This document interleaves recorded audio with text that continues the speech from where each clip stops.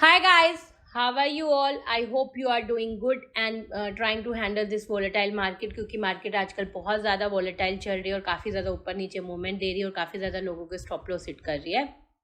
तो market guys, इस जो वोलेटाइल मार्केट चल रही है इसको हैंडल करने के लिए आपको मैं एक स्मॉल टिप देना चाहूँगी before I start the topic of the video कि अगर आप इस मार्केट को हैंडल करना चाहते हैं तो try to analyse the market in higher time frame. What I mean by higher time frame कि मार्केट का जब आपको मोमेंटम समझना हो या मार्केट को स्टडी करना हो 15 मिनट और 30 मिनट में समझो।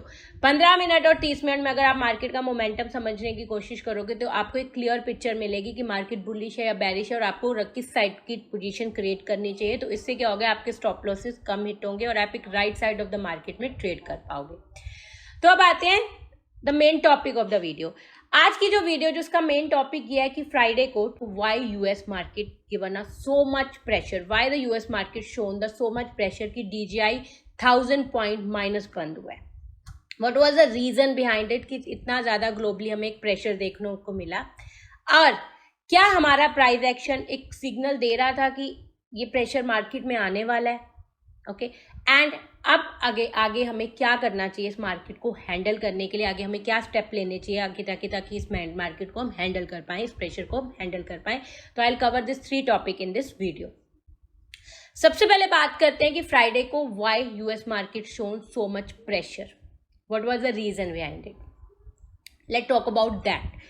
The main reason behind it कि किस फ्राइडे को there was a Jackson Hole annual meet in the US. यहाँ पे यूएस में एक जैक्सन होल जगह है, यहाँ पे एक एनुअल मीट होती है जिसमें सारे यूएस के इकोनॉमिस्ट, इन्वेस्टर्स एंड फेड के chairman, they all people meet and they share their view about the economy, they share their view about the US economy, world economy and they talk about, they share that कि अगर economy अच्छी चल रही है तो what they are doing to make it more better, अगर there are some problem in the economy तो what they are doing it to improve it। तो they share view and they share their plan of action in future कि आगे जाके वो क्या कर रहे हैं।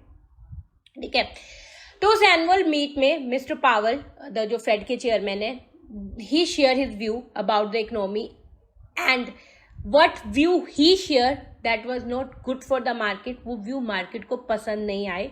what he share, he said that कि जो इन्फ्लेशन है इस टाइम, जो यूएस इन्फ्लेशन चल रहा है, वर्ल्ड इन्फ्लेशन चल रहा है, that is not in the good state, वो इकोनॉमी के लिए बिल्कुल अच्छा नहीं है।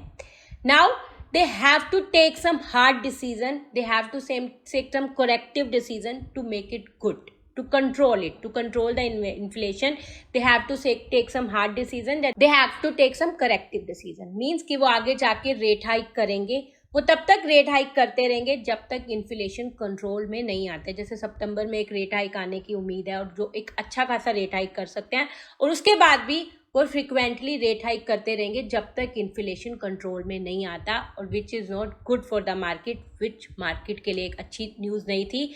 इसलिए मार्केट ने उस पर एक रिएक्शन दिया and we have seen the major correction in the US market, क्योंकि रेट हाइक होना, आगे जाके करेक्टिव डिसीजन लेना, वो शॉर्ट टर्म के लिए मार्केट के लिए अच्छा नहीं था और मार्केट को वो न्यूज़ अच्छी नहीं लगी और we have seen the major correction in the market.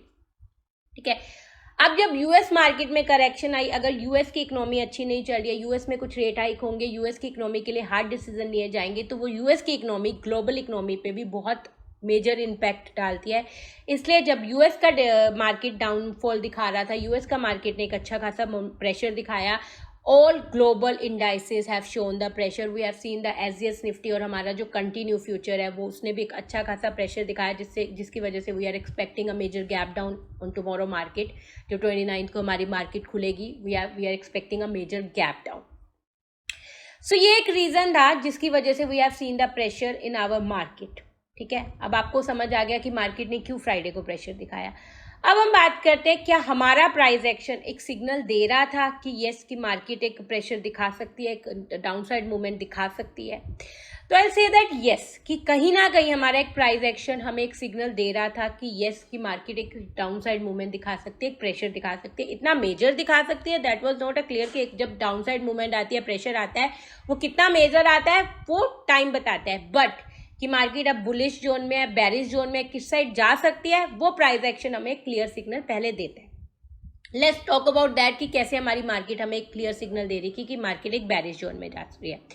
हम सबसे पहले बात करते हैं एक्सपायरी की, थर्सडे की मार्केट की, 25 अगस्त की मार्केट की। अगर आपने देखा होगा 25 अगस्त को लास्ट आवर में we have seen the major selling in our market. जो हमारा सबसे एक हायर लेवल पे था निफ्टी, बैंक निफ्टी ने बहुत मेजर सेलिंग प्रेशर दिखाया था, एक अच्छी खासी प्रॉफिट बुकिंग हुई थी और काफ़ी मेजर मतलब बहुत डाउन साइड मूवमेंट, काफ़ी बड़ी करेक्शन दिखाई थी थर्सडे को 25 अगस्त को। बट एवरीबडी वॉज थिंकिंग वो एक प्रॉफिट बुकिंग हो सकती थी एक्सपायरी वाले दिन की, क्योंकि एक्सपायरी में एक प्रॉफिट बुकिंग होती है, तो उसका भी एक रीज़न हो सकता था कि हमारी मार्केट ने एक अच्छा खासा डाउन मूवमेंट दिखाया था। ठीक है, तो हम उसको एक एक्सपायरी की प्रॉफिट बुकिंग से सोच सकते हैं। बट अगर हम फ्राइडे की बात करें, फ्राइडे 26 अगस्त की, अगर आप निफ्टी की बात करें और बैंक निफ्टी की बात करें, Nifty and bank Nifty was moving in the range. वो एक जोन के बीच में मूवमेंट कर रहे थे, कभी ऊपर जा रहे थे, नीचे जा रहे थे। They was not giving a clear direction कि वो ऊपर जाएंगे या नीचे जाएंगे। ऊपर की तरफ भी मूवमेंट दे रहे थे, जैसे ऊपर जाती थी Nifty we have seen the selling pressure, नीचे आती थी तो हम थोड़ी सी बाइंग देखने को मिलती थी। तो काफी ज्यादा मॉडरेट जोन में चल रही थी निफ्टी फ्राइडे को 26 अगस्त को, काफी मॉडरेट जोन में चल रही थी, काफी रेंज में चल रही थी। बट जब आखिरी आवर्स में, अगर आप लास्ट आवर्स में देखेंगे आफ्टर 3 o'clock के बाद, जब निफ्टी ने एक सेलिंग प्रेशर दिखाया तो उसने उस जोन को नीचे की तरफ एक ब्रेकआउट दिया और टेक्निकली एक ये सिग्नल दिया कि market have entered into the bearish zone. और मैंने अपने टेलीग्राम चैनल पे लिखा भी था कि अब निफ्टी एक बेरिश जोन में एंटर कर गई है, अब लॉन्ग पोजीशन क्रिएट मत करना। और उसके बेस पे मैंने कुछ ओवरनाइट शॉर्ट पोजीशंस भी क्रिएट किए हैं with hedging. I will share that position on my Telegram channel today कि मैंने क्या एक शॉर्ट पोजीशन क्रिएट करी है निफ्टी में, not in the bank Nifty, क्योंकि बैंक निफ्टी इतना क्लियर सिग्नल नहीं दे रहा था डाउनसाइड मूवमेंट का। बैंक निफ्टी बेरिश जोन में एंटर नहीं किया था, निफ्टी ने एक क्लियर सिग्नल दिया था कि bank Nifty have entered into the bearish zone. तो ये टेक्निकली अगर हम देखें, मेजर टाइम फ्रेम में हमें देखें तो एक सिग्नल मिल रहे थे कि मार्केट में कहीं ना कहीं एक वीकनेस है, मार्केट एक छोटी नीचे की साइड मूवमेंट दिखा सकता है। इतना मेजर दिखा सकता है वो मैं नहीं बोल सकती कि इतना मेजर मैं एक्सपेक्ट कर रही थी, हाँ, बट एक टेक्निकली अगर हम प्राइस एक्शन को स्टडी कर रहे थे बाय बड़े टाइम फ्रेम में, तो एक कहीं ना कहीं एक सिग्नल मिल रहे थे कि मार्केट में एक वीकनेस है, मार्केट एक बेरिश जोन में एंटर कर गया, तो यहाँ से एक नीचे की साइड मूवमेंट दिखा सकता है। जैसे कि मैं हमेशा बोलती हूँ कि अगर आपको मार्केट का मोमेंटम समझना है, मार्केट को एनालाइज करना है, तो बड़े टाइम फ्रेम में प्राइस एक्शन को अगर आप स्टडी करोगे तो प्राइस एक्शन आपको एक सिग्नल देता है। तो अगर आप बड़े टाइम फ्रेम में प्राइस एक्शन को स्टडी कर रहे थे, ईएमएस को स्टडी करते, तो आपको एक कहीं ना कहीं एक सिग्नल मिलता है कि मार्केट में एक थोड़ी सी वीकनेस है। तो प्राइस एक्शन एक सिग्नल दे रहा था कि मार्केट में वीकनेस है। ठीक है, अब ये हो गया कि क्या प्राइस एक्शन हमें सिग्नल दे रहा था। Yes, the price action was giving us a signal कि मार्केट में एक छोटा मोटा करेक्शन या मार्केट में एक डाउनसाइड मूवमेंट आ सकता है। अब हम बात करते हैं कि आगे जाके हम इस मार्केट को कैसे हैंडल करना है, कैसे अपनी पोजीशन बनानी है, कैसे इस मार्केट में जो लॉन्ग टर्म इन्वेस्टर है उनको क्या करना चाहिए, या शॉर्ट टर्म इन्वेस्टर है या शॉर्ट टर्म ट्रेडर है उनको क्या करना चाहिए। सबसे पहले बात करते हैं लॉन्ग टर्म इन्वेस्टर की।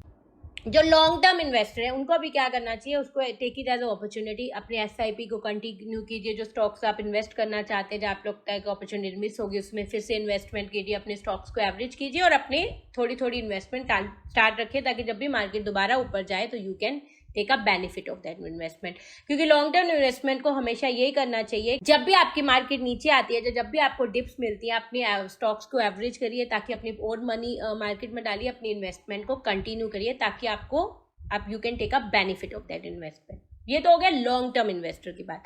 अब हम बात करते हैं शॉर्ट टर्म ट्रेडर की, जो इंट्राडे ट्रेडर है या स्विंग ट्रेडर या बीटीएसटी करते हैं, उनको अभी क्या करना चाहिए। उनके लिए मेरी एक ही एडवाइस है कि अभी जब तक आपको ये नहीं लगता कि मार्केट का मोमेंटम बुलिश हो गया है, तब तक कोई भी लॉन्ग टर्म या लॉन्ग साइड ट्रेड मत कीजिए। Always look for the short side opportunity. और ये हमें ये कैसे पता लगेगा कि मार्केट का मोमेंटम अब बुलिश हो गया या मार्केट अब एक बेरिश जोन से निकल के बुलिश जोन में आ गया। अगर आपको ये स्टडी करना है तो आप एक काम कर सकते हैं, 15 मिनट में 5 EMA अपने चार्ट पे लगा दीजिए। जब तक कोई 2 कैंडल्स 15 मिनट में 5 EMA के ऊपर क्लोज नहीं हो जाती हैं, उसके बाद ही टेक सम लॉन्ग ट्रेड। तब तक कोई लॉन्ग ट्रेड मत लेना जब तक 15 मिनट में 5 EMA तोड़ के 2 candle, I am not talking about 1 candle, at least 2 candle 15 minute में 5 EMA के ऊपर क्लोज होनी चाहिए। फिर आपको एक सिग्नल मिल सकता है कि हाँ, मार्केट अपना मोमेंटम चेंज करने की कोशिश कर रही है।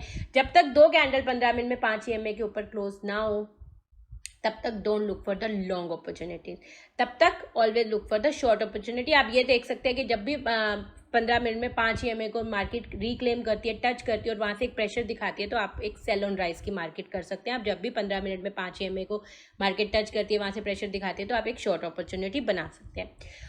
उसके अलावा जब भी मार्केट के मोमेंटम को समझने की कोशिश करो, always use a higher time frame की 15 मिनट और 30 मिनट में मार्केट का मोमेंटम समझो। छोटे टाइम फ्रेम में अभी मार्केट के मोमेंटम को अवॉइड करो, क्योंकि छोटे टाइम फ्रेम में आपको एक रॉन्ग सिग्नल मिल सकते हैं। रॉन्ग सिग्नल का मतलब है कि आपको लग सकता है कि मार्केट बुलिश हो रही हो सकता है, आप लॉन्ग अपॉर्चुनिटी बनाए, लॉन्ग ट्रेड बनाए और आपका स्टॉप लॉस हिट हो जाए।